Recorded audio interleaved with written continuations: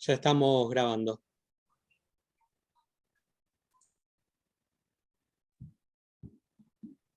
Bueno, Carlos, si quieres hacer la apertura, o Fernando.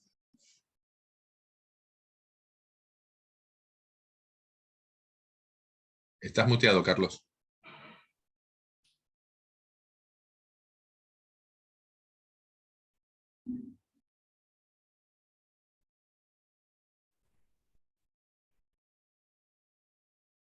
No te escuchamos.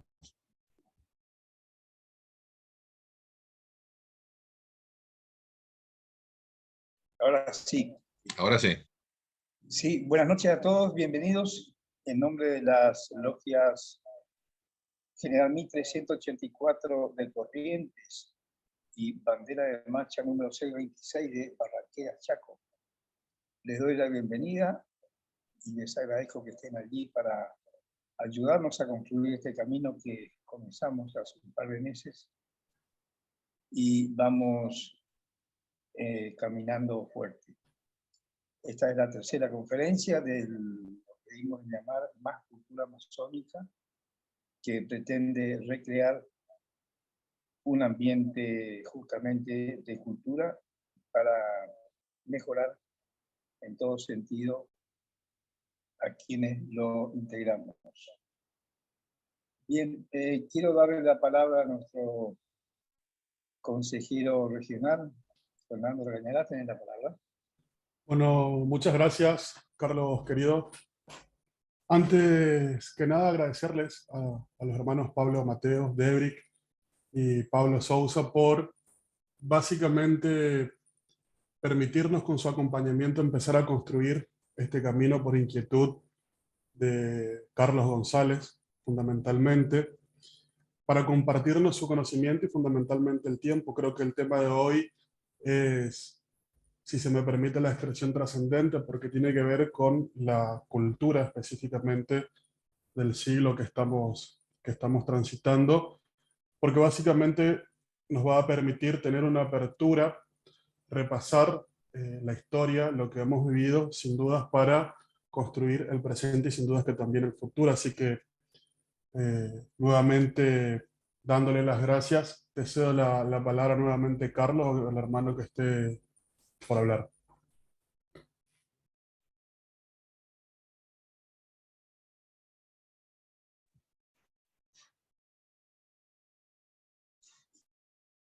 Estás muteado, Carlos.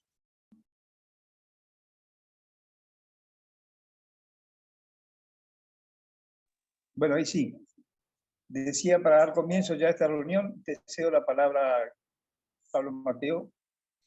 Muchas gracias, Carlos. Queridos amigos, damas, caballeros, queridos hermanos, les doy en primer lugar las gracias por esta invitación y en segundo lugar quiero saludar la iniciativa de todas las logias y de todos los hermanos y todas las instituciones masónicas aquí presentes de abrir o por tener la idea de abrir estos espacios de cultura no solamente a los masones sino también a los no masones, ya que la cultura es parte de todos y es una construcción de todos. Y como bien dijeron acá, este es un espacio de construcción. Y en las dos primeras conferencias nos dedicamos al pasado. Vimos cómo surge la masonería de la mano del doctor Pablo Sousa en 1717, la masonería especulativa o moderna, con las grandes figuras como de Chevalier, como Anderson, como Newton y toda esa efervescencia cultural que llevó a la creación de la Gran Logia de primero de Londres y luego la Gran Logia Unida de Inglaterra ya por 1813 con su unión, pero que empezó en 1717.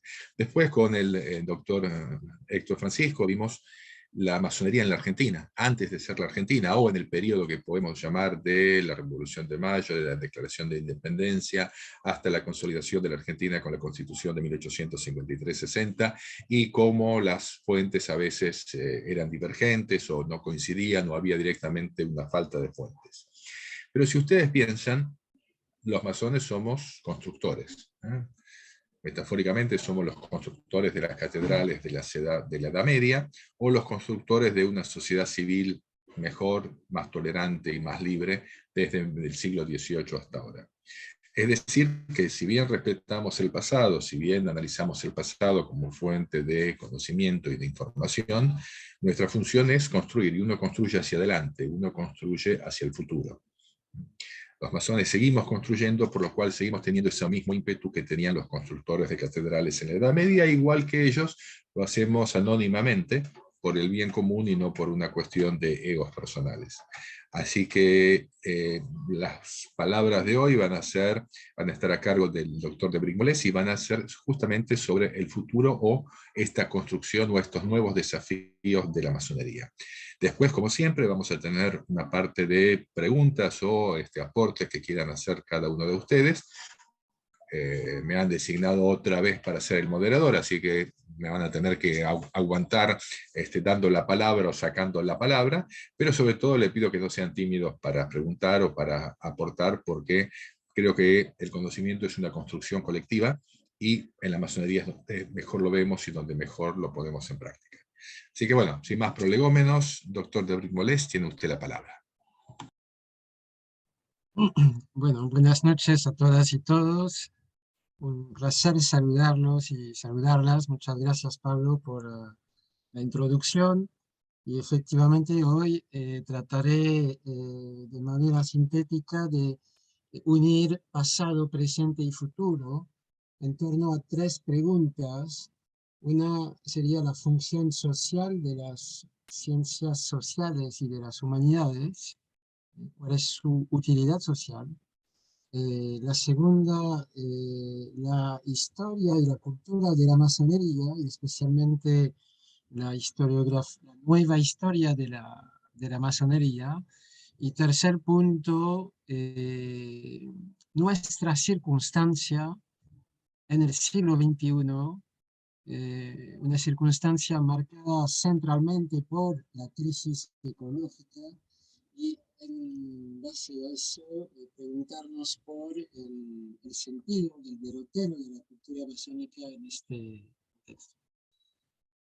Así que, como primer punto, quisiera recordar algunas nociones sobre cuál es la utilidad de las ciencias sociales y de las humanidades, la historia, la sociología, la antropología, la geografía, la economía, etc. Escribir o leer un libro en estas disciplinas como encierra una pregunta filosófica, que sería ¿cuál es la función de estas disciplinas? Y la respuesta es doble, no es nueva. Por un lado, sirven a alumbrar el camino de los que toman decisiones, y por otro lado sirven para alumbrar la sociedad civil, para organizar la cultura y consolidar la soberanía democrática. Es decir, que a los ciudadanos y a sus representantes van a enriquecer su visión, su comprensión del pasado y modificar su entendimiento del presente. Es una suerte de brújula. Y para resumir esta idea, ya Hobbes tenía una frase muy pertinente que decía: de nuestras concepciones del pasado hacemos un futuro. Entonces, en resumen, las humanidades y las ciencias sociales forman individuos más cultos, más reflexivos y por lo tanto más autónomos y más democráticos. Y no hay sociedad democrática sin individuos democráticos, como lo decía ya Condorcet en 1792. De lo contrario, decía, la democracia degenerará en una de estas formas de gobierno que preservan la paz en medio de un pueblo ignorante y corrupto. Así se entiende que escribir y enseñar en estas disciplinas dista de ser inocuo, y aprender las lecciones equivocadas de la historia y de la sociología conduce a menudo a malinterpretar el presente y a cometer errores funestos. Sobran los casos. Sin entrar en detalles, pensemos, no sé, los protocolos de los sabios de Sion, por ejemplo, y su impacto en la geopolítica y la geocultura occidental en el siglo XX. Obviamente podríamos también recordar la Argentina, que a través de su ciclo histórico en el siglo XX ha conocido numerosos golpes cívico-militares a partir de 1930, cuyos intelectuales orgánicos del Estado militar en Argentina pretendieron restaurar una supuesta identidad nacional y católica amenazada por las masas rebeldes y cosmopolitas, ¿no? Dos ejemplos, entonces, los protocolos de los sabios de Sion y cierta idea de la argentinidad, que ambos tuvieron consecuencias bien concretas. No estamos hablando de cosas abstractas meramente, sino de cosas que pasan de lo abstracto a lo concreto. Así que malinterpretar la historia conduce a menudo a hundirse en pantanos oscuros. Y la masonería es una de las rosas que florecen en tales pantanos. La masonería es un tema, bueno, que ahora vamos a abordar, que tiene muchas espinas, espinas agudas, espinas de varios tamaños, de varios colores. Y la mayor y más antigua de estas espinas es la teoría de la conspiración, una teoría nacida junto con la masonería en el siglo XVIII. Hay múltiples variantes, esta teoría se demultiplicó a lo largo de 3 siglos y, para simplificar, vamos a decir que estas teorías conspirativas buscan explicar de manera simplista el cambio social, pongamos la Revolución Francesa, a través de la actividad clandestina de una minoría de conspiradores, ¿no? Una minoría de heterodoxos, de disidentes, de rebeldes que en la sombra han preparado el gran cambio social que determinados autores están criticando. Bueno, obviamente es muy simplista, no resiste al análisis, y sin embargo, estas teorías tuvieron, como ya lo mencioné acerca, por ejemplo, de los protocolos de los sabios de Sion, un impacto real en la realidad concreta de millones de personas que nos precedieron, ¿no? Porque generación tras generación estas teorías de la conspiración masónica han sedimentado en las representaciones colectivas, en el imaginario social. Fueron de matiz antiprotestante, de matiz antiliberal, de matiz antisemita, de matiz antianarquista, anticomunista y otras variantes, siempre tendieron a dibujar la figura de un enemigo interno. Y obviamente despejar este enemigo interno iba a ser la solución a los problemas de, por ejemplo, la nación. Esto lo hemos escuchado con múltiples variantes.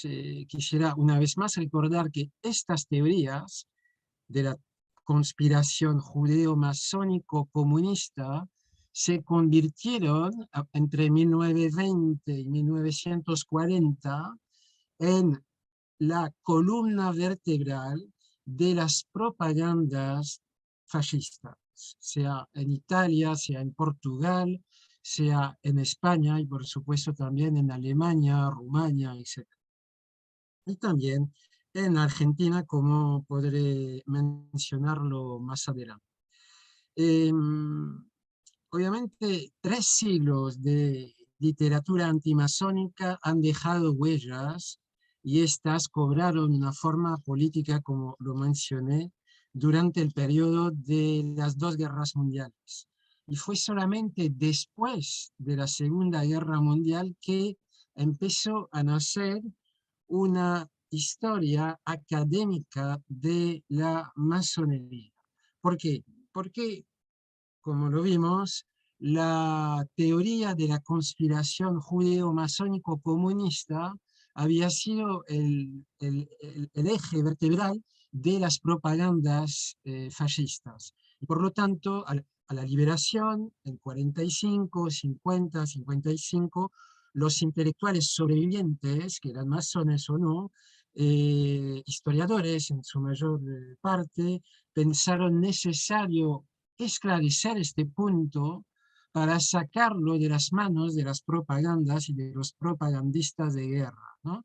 Y dar sobre este fenómeno histórico una luz científica, académica, legítima, susceptible de, digamos, racionalizar el debate público que se había dado sobre ese tema y también, a través de eso, elevar las luces de la sociedad civil, que en definitiva la sociedad civil es, para citar al sociólogo Jean-Pierre Bastian, la verdadera fábrica de toda cultura política antiautoritaria y democrática.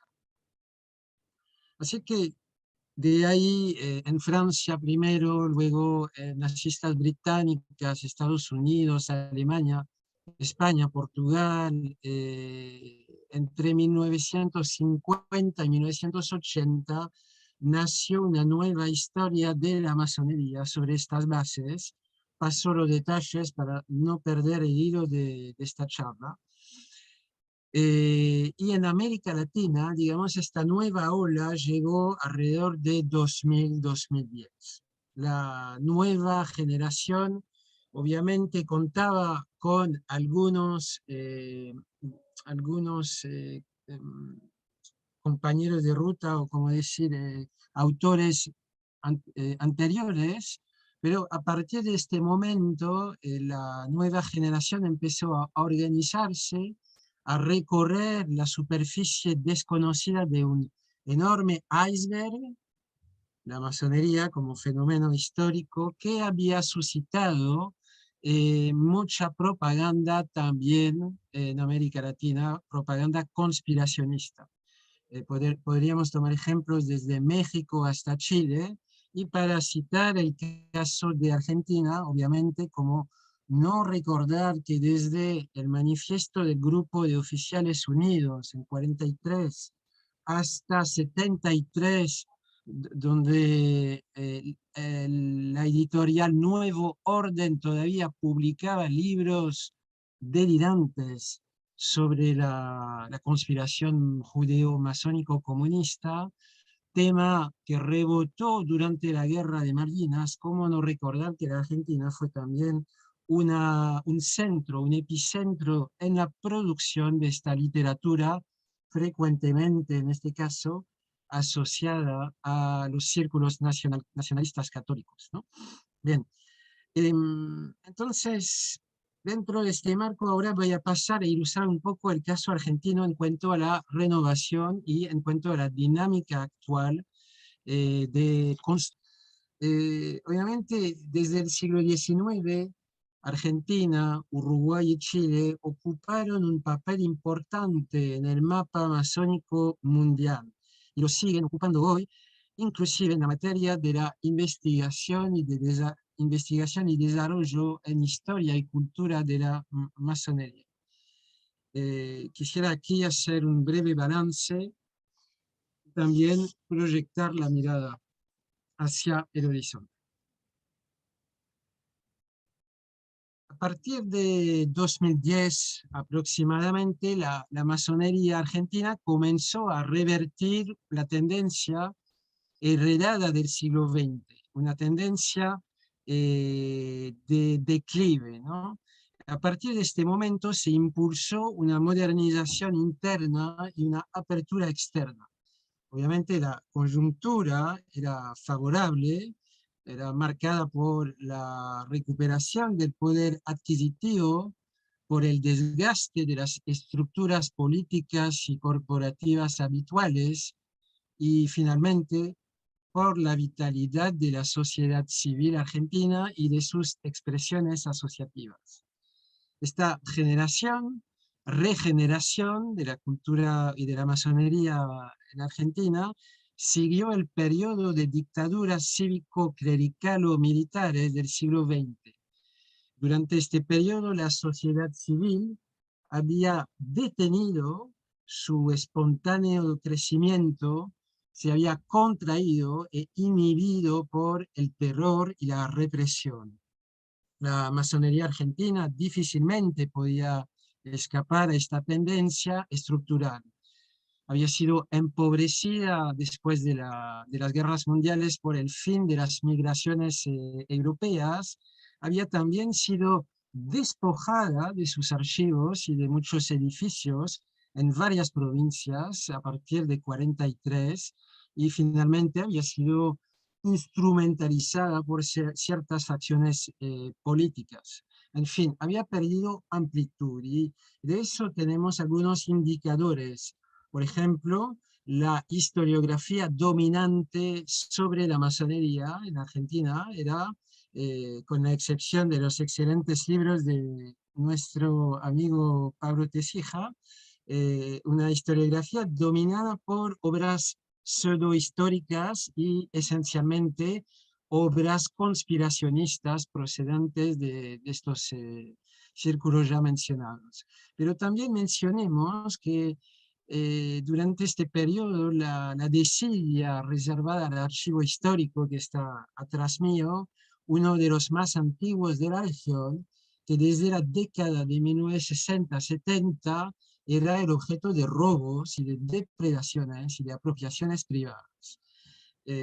A partir de 2010, alrededor de 2010, nuevas generaciones ingresaron en las logias, estas se multiplicaron, la membresía se triplicó, la edad promedio pasó de 60 a 40 años, el territorio masónico argentino se dilató, provincias de las cuales todo vestigio masónico había desaparecido desde 1930, 1943, fueron nuevamente incorporadas al mapa masónico argentino. Aquí Ángel Fernando que dice, sí, bueno, después nos dirás.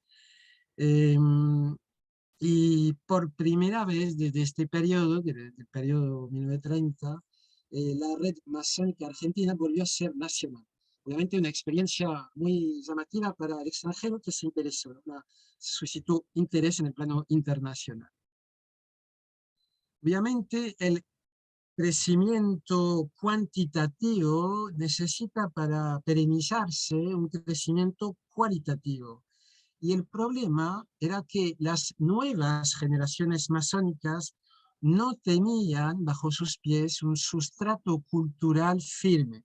Al contrario, era una tradición que había sido interrumpida de alguna forma, o no totalmente, pero en su mayor parte, porque había sido interrumpido el lento proceso de acumulación, transmisión y sedimentación de la cultura amazónica, resultado obviamente de las circunstancias del siglo XX. Entonces se impulsó una estrategia de reorganización cultural a través de distintos vectores.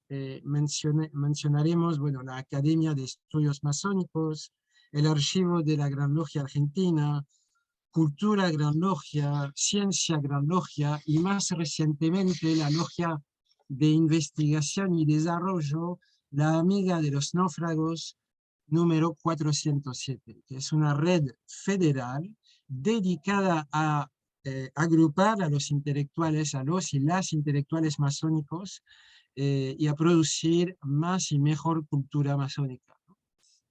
Todos estos vectores forman un ecosistema que está motorizando esta dinámica de reorganización cultural.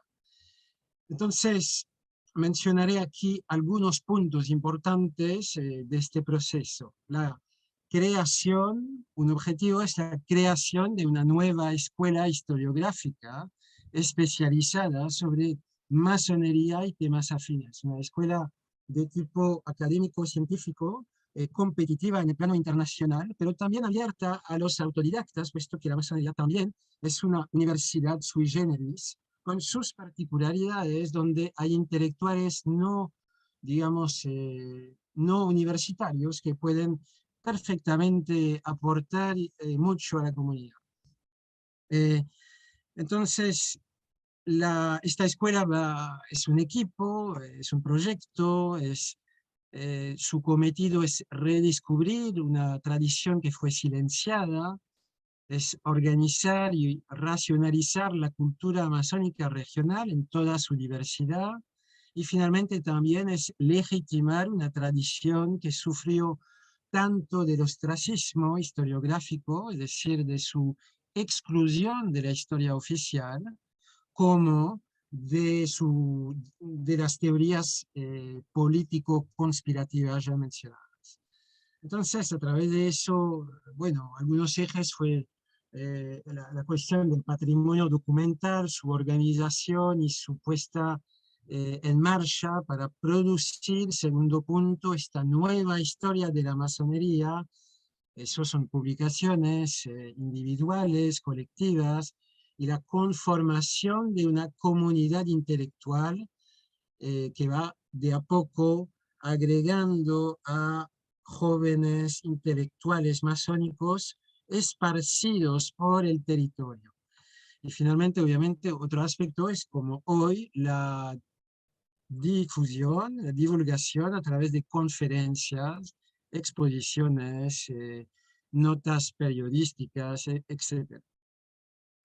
Entonces, como balance, podríamos decir que podemos subrayar 3 puntos que me parecen de interés. Se formó una verdadera comunidad de intelectuales masónicos y masónicas oriundos y oriundas de Argentina, Chile y Uruguay.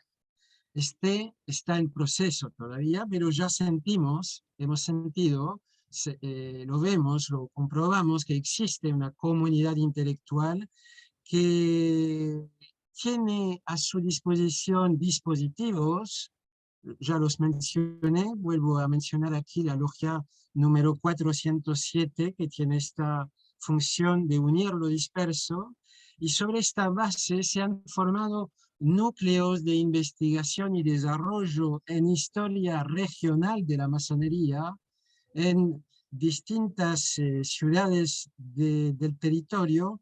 Voy a mencionar a todas, aunque no todos estén activos en este momento, pero la dinámica llegó a abarcar a Bahía Blanca, Azul, Bolívar, Buenos Aires, Concordia, Córdoba, La Pampa, La Plata, Mar del Plata, Rosario, Salto, Santa Fe, Santiago de Chile y Concepción Punta Arenas, Santiago del Estero, Tandil, Montevideo, me olvidé, Tucumán y Venado Tuerto. Obviamente, hoy en día, lo reitero, solo una cuarta parte, digamos, de esta lista tiene núcleos activos, pero sentimos que todo eso puede llegar a desarrollos muy interesantes. Bien, entonces, esta síntesis es esquemática y es incompleta. Reitero, todo ello fue una dinámica de crecimiento compartido con aspectos humanos fraternales que hacen mucho a la cuestión también. Y no es una cuestión de egos y de egoísmos. Fue y es y será posible gracias a un ecosistema compuesto por numerosos hermanos, hermanas, amigos, amigas, etc. Las perspectivas en investigación y desarrollo son excelentes, incluyen investigaciones en cursos, publicaciones, congresos, así como proyectos de recuperación y organización del patrimonio documental, por ejemplo, en Rosario, en Bahía Blanca. También estamos vislumbrando un objetivo de larga data, la creación de una especialidad universitaria dentro de una gran universidad pública argentina, ¿no? Entonces, para apoyar y para unificar estos proyectos, nuestros dispositivos ya están operativos. Por ejemplo, en materia de producción editorial, de organización de eventos, de difusión, etc. ¿Podemos cantar victoria? No. Hoy, por cierto, el cambio es drástico respecto a, pongamos 2009 o más aún 1999. Pese a estos avances, nuestra base cultural sigue inestable y endeble. Nuestras necesidades culturales apenas comenzaron a ser atendidas y es necesario seguir reuniendo a los y las intelectuales masónicas que han de concretar el lema de Cultura Gran Logia: tradición, vanguardia, futuro.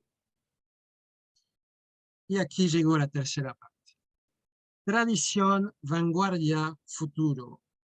¿Qué sentido puede tener la renovación de la cultura masónica en el siglo XXI?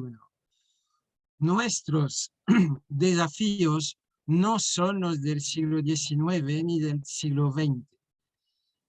A inicio del siglo XXI, el sistema mundial parece haber entrado en descomposición. Por ejemplo, poco después del estallido de la crisis financiera de 2008, Immanuel Wallerstein, un grande historiador y sociólogo estadounidense, advertía en esta crisis las señales de una descomposición terminal del sistema mundial actual. Después de la dislocación, surgiría un nuevo sistema. ¿Cuál sería su naturaleza? Todo dependería de las actuales evoluciones en tres planos: medio ambiente, salud pública y asuntos militares. Y lo cito: por supuesto, no podemos esperar el surgimiento de un mejor sistema mundo hacia 2050 si en el interín se desata una de estas tres supercalamidades actualmente latentes: el cambio climático, unas pandemias globales o una guerra nuclear. Su lucidez impacta. Desde entonces, la situación degeneró francamente. Las pandemias globales son una realidad, la guerra mundial volvió a ser una hipótesis y finalmente el ecosistema global da señales de alarma extrema. Incendios, inundaciones, sequías, mareas negras se suceden sin tregua en todo el mundo. Crecen su frecuencia, su cantidad, su amplitud y su potencia. La lista es impresionante, aunque muy difícil de encontrar. No es objeto de una información unificada, sistemática y coherente, ni de un verdadero debate público, especialmente en América Latina. Los mass medias ocultan el tema central de nuestra época. Los científicos se movilizan, pero están aislados. Advierten que la pandemia es, cito, un anticipo del incipiente colapso ecológico, en las palabras autorizadas de un hidroclimatólogo del GIEC, el Grupo Intergubernamental de Expertos sobre Cambio Climático. La evidencia científica es abrumadora, tan abrumadora que en 2017 más de 21.000 académicos del mundo publicaron una nueva advertencia a la humanidad donde abordan la gravedad de la situación, la necesidad de frenar al crecimiento económico, el crecimiento demográfico, los combustibles fósiles, la necesidad también de vegetalizar nuestra alimentación, de preservar el agua y la biodiversidad, si deseamos evitar para nosotros y nuestros hijos la hecatombe. Esta advertencia es hoy el documento que hasta la fecha ha recibido más apoyos en la historia. Aurélien Barraud, un astrofísico y filósofo francés, identifica nuestra época como la del primer exterminio drástico y deliberado de la vida sobre la Tierra. Antoni Barnowski, un biólogo y geólogo estadounidense, la califica como la era de la sexta extinción de masa. Recientemente, el secretario general de la ONU remarcó la gravedad extraordinaria de la situación y lo cito, una catarata de crisis pone al mundo al borde del abismo, solo a través del multilateralismo podemos salvarnos. Las señales son claras, y como lo recordaba el presidente francés Jacques Chirac ante la ONU hace más de 20 años, decía, nuestra casa está en llamas y nos hacemos los distraídos. La naturaleza, mutilada, sobreexplotada, ya no logra reconstituirse y nos negamos a admitirlo. En todos los continentes, las señales de alerta se han prendido. La Tierra y la humanidad están en grave peligro. No podremos decir que no sabíamos. Es tiempo, creo, abrir los ojos. Abrir los ojos, formarnos sobre estos temas, ayudar a la comunidad científica a salir de su aislamiento en el que está mantenida por el sistema, movilizar y concientizar la sociedad civil para terminar con la desidia política y corporativa, he aquí las tareas masónicas del siglo XXI. Para ello necesitamos una masonería fuerte, una masonería consciente, una masonería dotada de una cultura fuerte, una cultura que nos una, nos oriente y nos proteja tanto del oportunismo como de la pereza intelectual. Es pues todo lo que tenía por decir hoy y agradezco la palabra que me fue prestada. Muchas gracias, Debrick. Siempre es un placer escucharte. Ahora vamos a pasar a las preguntas. Y antes de pasar las preguntas, yo quería, no como masón, sino como abogado, recordarles una cosa. Cuando uno habla de conspiraciones, como lo dijo Debrick elegantemente, del abate Barruel para acá, la conspiración judeo-masónica, después judeo-masónica comunista, los protocolos de los sabios de Sion, etcétera, etcétera. Esto cuesta vidas humanas. O sea, la teoría conspirativa es una manera simplista de explicar cambios profundos de la sociedad. Pero siempre hay gente que termina muriendo por eso, termina encarcelada por eso, termina perdiendo todos sus derechos y libertades por eso. Y es una cuestión que tenemos que tener presente para que nunca más suceda. O sea, muchas veces hablamos en Argentina del nunca más, que fue la cuestión de los desaparecidos durante la dictadura, y fue la famosa frase con que cerró el fiscal Estracera su alocución en el juicio de las juntas. Pero las teorías conspirativas es algo que nunca más creo que la sociedad argentina y mundial tenemos que permitirnos, porque siempre cuesta vidas humanas. Costó 6 millones de judíos muertos en la Segunda Guerra Mundial, y no cuento los anteriores. Cuestionó, digamos, este cuestionamiento del statu quo siempre le costó a la humanidad muchas vidas. Así que tenemos que estar atentos a esto para no caer en esta trampa del facilismo político e intelectual. Bueno, acá veo que alguien se ha animado a hacer la primera pregunta, así que Elina, tenés la palabra y espero que todos ustedes tengan muchas preguntas para hacer. Bueno, desde ya muchísimas gracias. Para mí es un placer participar de todo esto. Lo comparto plenamente y ni que hablar cómo me llenan las palabras del querido hermano Debrick.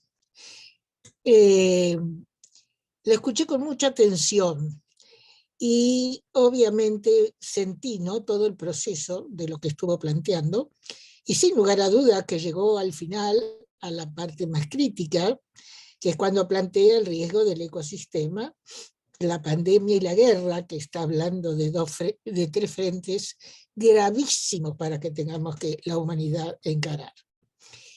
No obstante lo cual, considero que para que esto se pueda encarar debería haber, yo no tengo claro cómo, ¿no? Estoy planteándolo en un lugar donde creo que tenemos algunos puntos en común justamente, buscar una cierta unificación cultural para que haya un criterio del bien común.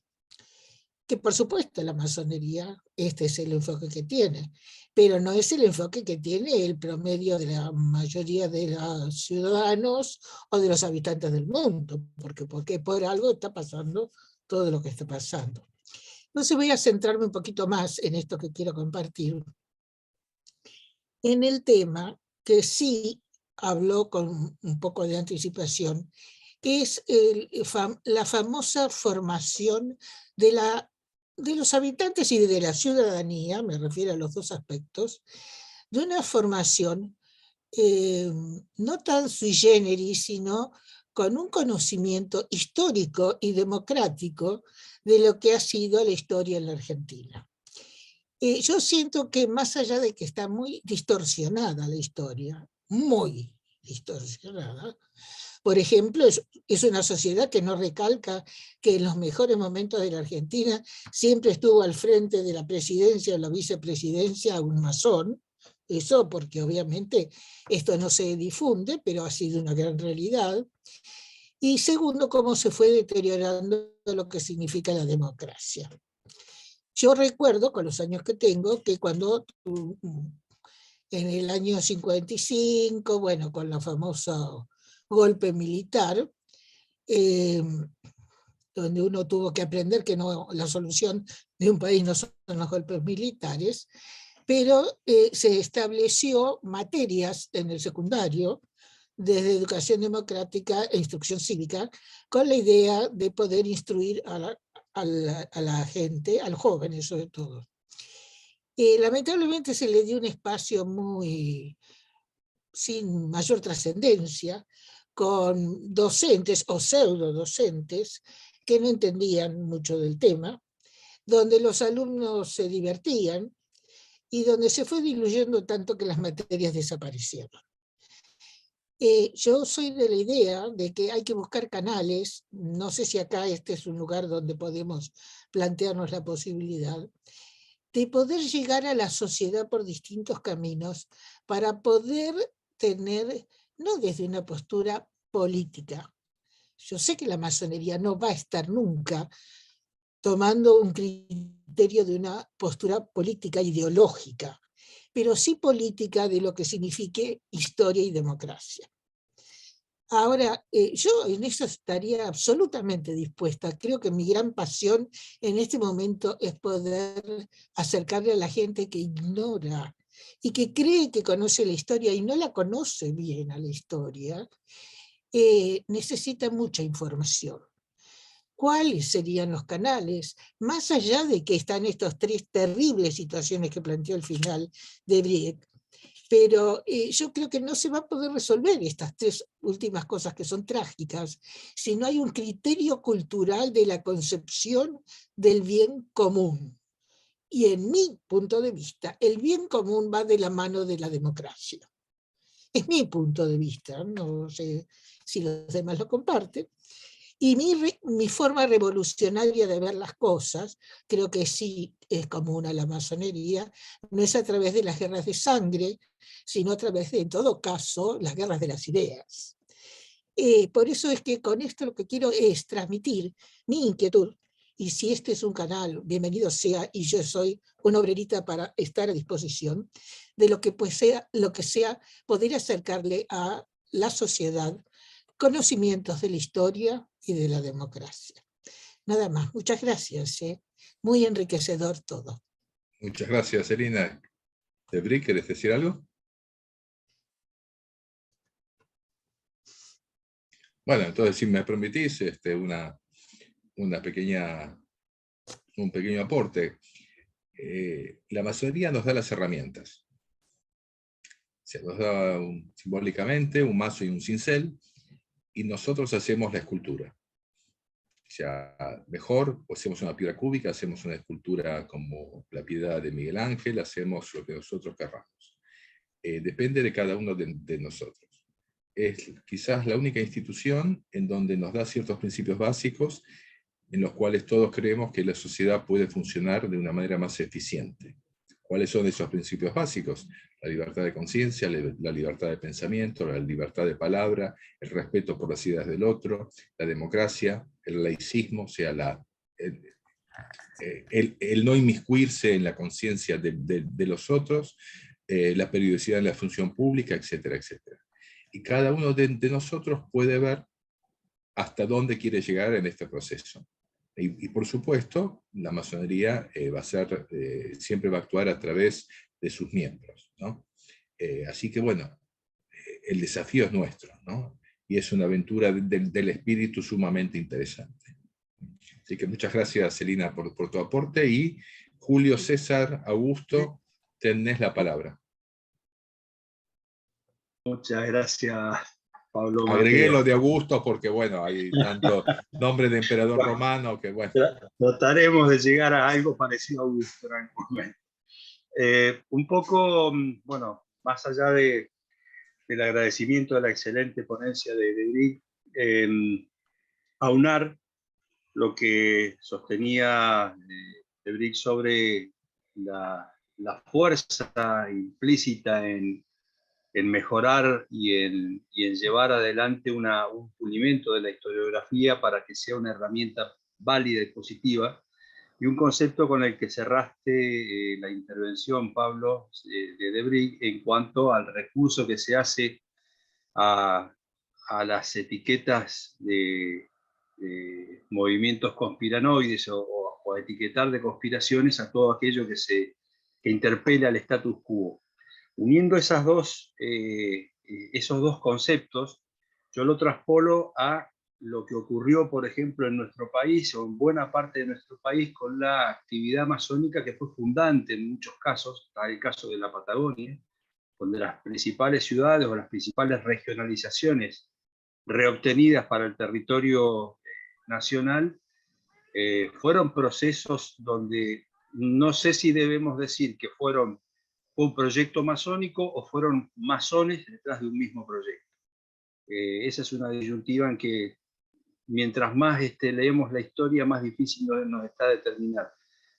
Nos resulta determinar. Entonces, mi pregunta es, ¿cómo hacemos para evitar que no ocurra esa ruptura del eslabón de la cadena que se produjo, como decía Debrick, a partir más o menos de 1930? Aquí en la zona patagónica fue anterior, por abatimiento de columnas de las logias que habían sido las protagonistas de la fundación, y un interregno donde hay un silencio absoluto de la historia masónica, de intervención prácticamente nula, cuando había sido gestante y fundante de movimientos muy fuertes en lo político, en lo territorial, en lo económico y en lo social.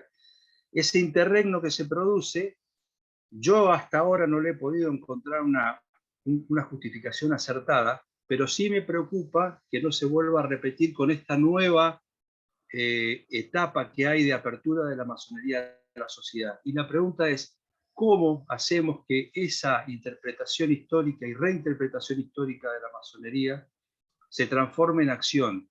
¿Qué parte nos interpela a nosotros en ser actores del traslado de esa historia de la sociedad? ¿Cómo lo implementamos en la forma práctica? Lógicamente, los canales políticos son los más efectivos, pero nosotros, como debemos abstraernos del uso de los canales políticos como tal, ¿cuál es la función a la que nosotros debemos abocarnos y poner nuestras energías para que esa nueva mirada de la masonería llegue y provoque el detenimiento o al menos la alarma sobre estos 3 puntos de conflicto que tenemos hoy como espada de Damocles sobre la cabeza? Debrick, tenés la palabra. Sí, gracias, Pablo. Sí, creo que la masonería, antes que ser sociedad política, es sociedad civil, que trabaja precisamente sobre la conciencia pública. De hecho, sus orígenes remiten a un espíritu de reconciliación entre católicos y protestantes, que se habían degollado alegremente durante décadas, y algunas personas inteligentes y de mente amplia pensaron que, bueno, era tiempo de crear lo que llamaron un centro de unión. Un centro de unión en el cual puedan encontrarse personas que fuera de este espacio nunca sus diferencias. Y aquí en Palma, con el espacio necesario del bien común es general. Bueno, son democráticas agoras sociales que permiten en la política y la cultura política argentina hay un antagonismo fuerte entre, vamos a decir, peronismo y antiperonismo, ¿no? Cosa que me guardo de adoptar, obviamente. Y hemos en los últimos años escuchado hablar por los periodistas de la grieta, como si fuese algo nuevo, ¿no es cierto? En realidad es muy antiguo, pero hemos podido observar un fenómeno muy interesante, es que cuando en Mendoza las corporaciones de la minería intensiva pretendieron avasallar el agua potable y los glaciares, ahí la sociedad se reconcilió. Ahí no había más grieta, no había más peronistas y antiperonistas, había ciudadanos en defensa del recurso natural más elemental que tenían a disposición. Y casos así hemos podido observar también en Chubut y otras provincias. Así que aquí creo que la pedagogía amazónica tiene cierta utilidad social, puede tener un gran impacto al proveer un espacio laico, neutro, fraternal, donde sin partidismo podamos hablar racionalmente de los grandes temas que tocan a la humanidad. Yo lo vería así. Es todo por mí. Muchas gracias, Debrick. Gracias. Ángel, Fernando, tenés la palabra. Casadei. Buenas tardes a todos. Yo estuve escuchando lo que decía Debrick y además de eso estuve viendo desde que ingresé a contemplar estas cuestiones institucionales, la creación de la existencia de la Academia de Estudios Masónicos, cómo se agruparon los historiadores, y hago hincapié en esto porque el hermano Debrick hablaba de que, bueno, se están creando como pequeños institutos dentro de la institución a fines diversos. Y yo, mientras escuchaba y escuchaba cómo se hacía referencia al carácter constructivo de nuestras actividades, me recordaba la importancia del rol que tiene la arquitectura en esas construcciones. Como decía Goethe, no hay peor que la ignorancia activa. Entonces, la segmentación a la que hacía referencia el hermano de Debrick también me lleva a pensar de que la institucionalización por sectores del conocimiento desde esta federación de logias, que es la Gran Logia, me resulta, al menos a mí, de carácter fundamental. Porque cualquier persona que tiene acceso a un cargo político, más allá de cualquier partido al que pertenezca, digamos, puede tener un ingreso, o sea, puede tener acceso a fuentes que se fundamentan en elementos válidos y racionalizados, que fueron concebidos con el esfuerzo de las personas idóneas y a través de elementos racionales y comprobados. Esto hace que nosotros podamos crecer, digamos, individualmente y colectivamente, no solo dentro de la institución, sino también en la sociedad, donde nos vemos reflejados, o sea, donde reflejamos lo que decimos ser permanentemente. Nosotros somos símbolos, nosotros trabajamos con símbolos, y bueno, ese simbolismo se ve reflejado en nosotros permanentemente con nuestras acciones.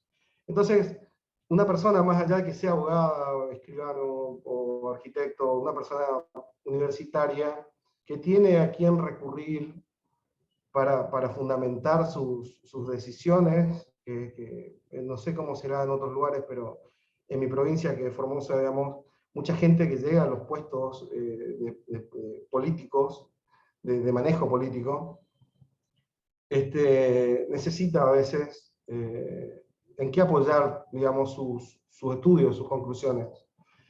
Y como también hacía mención el hermano de Debrick,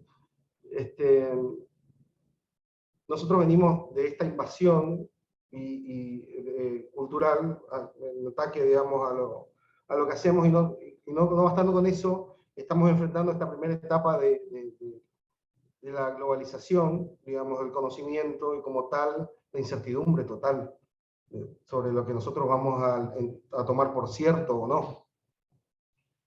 Desde ese punto de vista, creo que una de las soluciones sería sectorizar pequeños institutos, por ejemplo, Instituto del Cuidado del Medio Ambiente, Instituto de la Historiografía, que yo, por ejemplo, no escuché referencia a la historia de Corrientes, por ejemplo, que es la masonería en Corrientes fue previa a la creación del mismo país, digamos. O sé también que tenemos nuestro gran consejero zonal que él hace estudio de la historia de Formosa, porque Formosa es provincia hace poco tiempo.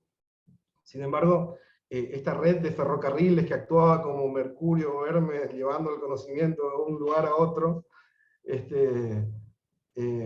hizo que nosotros también tengamos historias así como para ir recolectando y fundamentando, y sobre todo que nos otorgan la posibilidad de validar el esfuerzo de otros hermanos en sus propósitos de elevar ciertas concepciones, como las de no dejar que nos domine la ignorancia.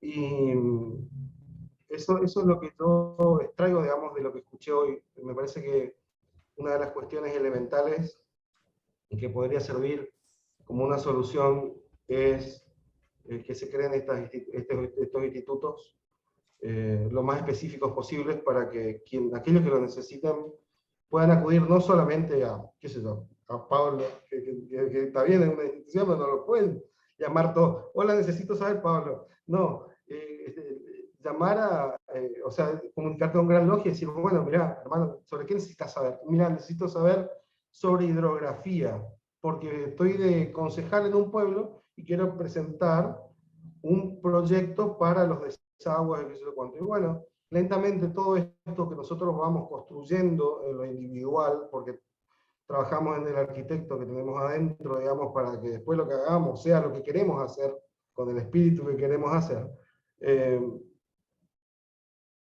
tenga un efecto similar al que se pretende, al que nos marcamos como propósito.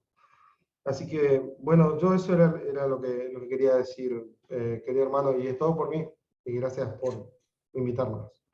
Muchas gracias, Ángel. ¿Quieres decir algo, Debrick? Sí, gracias, Pablo. Un breve comentario, aporte sobre las reflexiones de Ángel, que invito a ponerse en contacto conmigo, le envío un mensaje por privado ahí, y a sumarse un poco a esta dinámica, ¿no es cierto? Sí, la idea está perfecta, es lo que dije en la introducción, es que las ciencias sociales y las humanas tienen, entre otras, dos grandes misiones, y una de ellas es alumbrar, esclarecer al líder político, al gobierno moderno, ¿no? Esto, bueno, su fundación misma del siglo XIX se remite a esa necesidad. Pero obviamente está la cuestión de la profesionalización. Ser hidrógrafo es un oficio, como ser abogado, arquitecto, ¿no?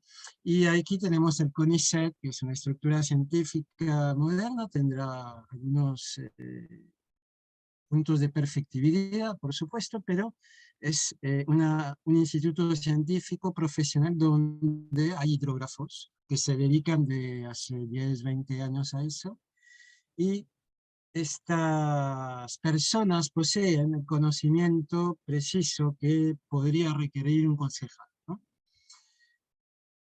El problema, y como lo menciona aquí, es que están aislados por el sistema. No solo el sistema mediático, que ignora soberanamente a los científicos y a su voz, y prefieren darle la palabra a personas tipo, no sé, ¿cómo es? El jugador de fútbol, Lionel Messi, o o Marcelo Tinelli, que no tienen estrictamente nada para enseñarnos, pero al hidrógrafo del CONICET no lo van a entrevistar. Los científicos están aislados y ahí puede la masonería servir de nexo entre comunidad científica y sociedad civil, puesto que dentro de todo la masonería tiene entre sus misiones históricas la difusión de las ciencias y demás, ¿no? Es todo lo que tenía para aportar. Muchas gracias, Debrick, y por supuesto pueden seguir llamándome por teléfono, a mí, a Debrick y a la Gran Logia cuando quieran, ¿eh? No hay problema. Hay una pregunta acá en el chat que dice el señor Eugenio Shelakov, dice, queda mi pregunta, ¿tú crees, Debrick Molés, que la ecología sería el nuevo iluminismo del siglo XXI? Sí, absolutamente. Totalmente convencido de eso. Creo que desde la ecología, que es una corriente que, lo recuerdo, nace después de 45 también, en 48 se constituye y va a crecer, desarrollarse. Bueno, próximamente publico un libro sobre el tema. Y la ecología nos permite superar, por ejemplo, la cultura política del siglo XX entre comunismo y anticomunismo. En realidad ahí vamos a ver dos versiones de la misma sociedad industrial. Y obviamente, de todas maneras, está la cuestión del oscurantismo también, el oscurantismo mediático, ¿no? Por ejemplo, que nos alienta a comprar, comprar, comprar, y que calla, por ejemplo, el último informe del GIEC, prefiriendo abordar cuando se produjo, por ejemplo, el pase de Lionel Messi al Paris Saint-Germain, ¿no? ¿Se acuerdan de ese día? En fin, otra vez el oscurantismo. La luz y las tinieblas, y está en definitiva en cuestión ni más ni menos que la supervivencia de la especie humana, seamos claros también. Bueno, muchas gracias. Sigamos a las últimas preguntas. El señor Sixto Chávez. Tiene usted la palabra. Muchas gracias, muy buenas noches, queridos hermanos. Gracias por recibirme en este espacio. Felicitar al querido hermano Debrick por la excelente conferencia que nos ha brindado y también a las instituciones que están organizando este tipo de intercambios. Es positivo. Quien les habla es peruano, pertenezco a una logia acá en mi país y claro, me he sentido muy familiarizado con la explicación muy rápida y breve de cómo pasaron ustedes el del siglo XX al XXI, con algunos cambios que hoy, desde mi punto de vista, se están viviendo también acá en esta parte de Sudamérica. Me llamó la atención también un punto y de pronto el motivo de mi intervención. Si es que es posible, en opinión del querido hermano Debrick, trazar algunas condiciones o presupuestos que debería tener una necesaria unión entre masonería y universidad, entre masonería y academia. Lo digo porque en el caso de mi país, de pronto yo me condiciono por mi realidad, hay muy poco que ver en universidades sobre masonería. Los estudiantes universitarios, si es que saben de masonería, saben las leyendas y nada más, ¿no? Y no la ven como un como un espacio para el desarrollo de sus propias ideas. De pronto tener un nexo entre masonería y universidad establecido por algunas condiciones o por algunos presupuestos podría ayudar a tener no solamente más, perdonen la expresión, más sangre nueva en los templos, sino también gente más convencida que a través de su propio quehacer, en su propia profesión, pueden aplicarse algunas ideas en masonería y se pueden hacer cambios a través de esas ideas, etc. Esa es mi consulta, mi querido hermano. Muchas gracias por la palabra prestada. Gracias por tu aporte, y antes de darle la palabra a Debrick, a ver, como primer gran vigilante de la Gran Logia de la Argentina, debo recordar, sobre todo porque acá tenemos hermanos y no hermanos, ciertas cuestiones institucionales. La masonería se organiza en cada país como le parece, entonces cada país es soberano en su territorio masónico. Con lo cual, nosotros siempre podemos dar nuestra opinión desde la Gran Logia de Argentina, o como nos parece a nosotros que fueran las cosas, pero bueno, cada país es soberano como para decidirlo, ¿no? Dicho esto, que es una cuestión de respeto institucional hacia la Gran Logia de Perú y hacia los hermanos del Perú, Debrick, tenés la palabra. Está silenciado, Debrick. Sí, bueno, un placer saludarte, Sixto, muchas gracias por estar y agradecido también por tu aporte. Sí, no, sí, entiendo a dónde vas, pero no creo que sea el camino correcto.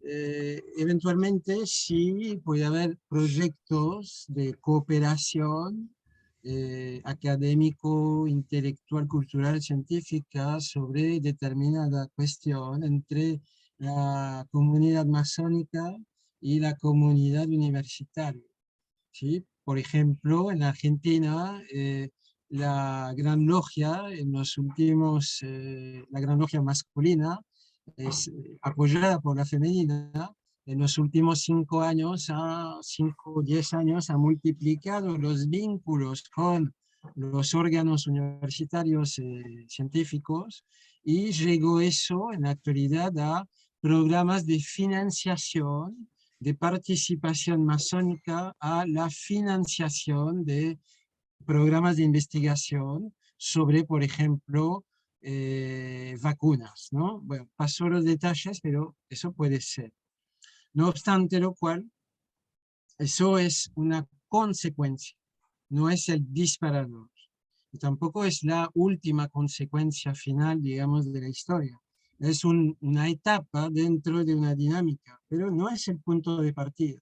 El punto de partida son los hombres o las mujeres que por su seriedad, por su trabajo y por su calidad humana van a llegar a tener, digamos, una credibilidad, una inserción en las instituciones académicas, y de esta manera empezar a crear canales de comunicación, digamos, fluctuantes, informales, ¿no?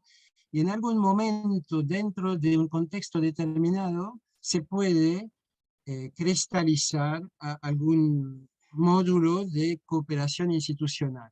Pero esto solo es la consecuencia, no es el disparador. Lo digo con insistencia porque en la experiencia que tuve la suerte de tener aquí con la Masonería Argentina, lo pude constatar. Y en algún momento se pensó al revés, se pensó que primero el convenio y luego la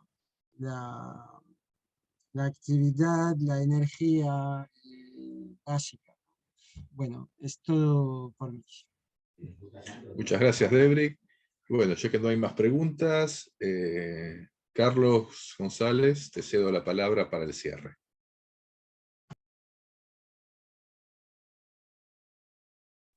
¿Ahí me escuchan?